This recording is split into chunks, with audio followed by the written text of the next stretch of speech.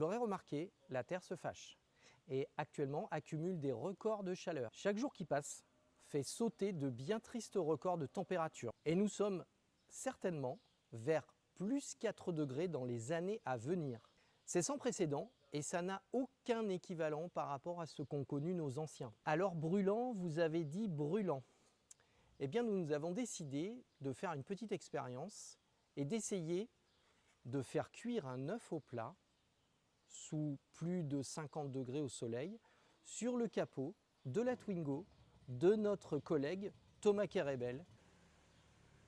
Pour cette expérience, nous avons besoin donc d'une poêle que nous allons poser sur le capot de cette magnifique Renault Twingo, 1,2 litre, attention, d'un peu d'huile et bien sûr d'un œuf fermier, d'une poule du Limousin, les meilleurs au monde. On a dépassé les 60 degrés, on est à 61 degrés 9, pratiquement 62 degrés. Normalement, la température avec laquelle l'œuf va pouvoir coaguler. Attention, c'est parti. Petite Twingo.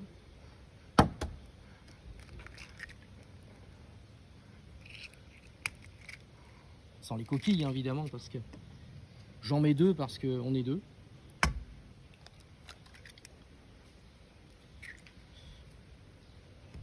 Bon, pour l'instant, ça ne frétille pas.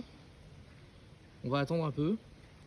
S'il y a une coagulation, nous sommes à 65 degrés 9 et on voit déjà le début de coagulation des œufs. Le thermomètre nous indique 65 degrés 7 et on peut voir que nos œufs commencent à coaguler.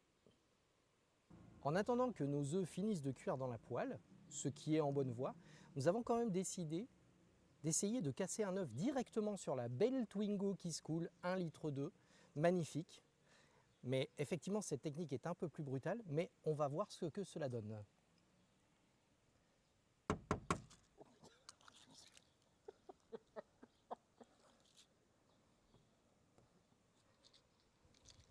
On n'oublie pas un petit tour de sel pour le goût, exhausteur de goût. On va faire pareil pour nos œufs dans la poêle et on va voir lequel va griller le plus rapidement. Bon et bien voilà, force est de constater que la cuisson des œufs sur Twingo n'est pas forcément la meilleure manière de faire un œuf, même à 65 ou 66 degrés. Donc je vais quand même un peu saucer pour avoir un peu de goût, mais je ne vous encourage pas à faire la même chose, car l'ARS recommande de ne pas rester au soleil, comme nous sommes en train de le faire, de bien rester à l'ombre, de boire beaucoup d'eau et surtout de protéger les gens qui sont vulnérables. À bientôt.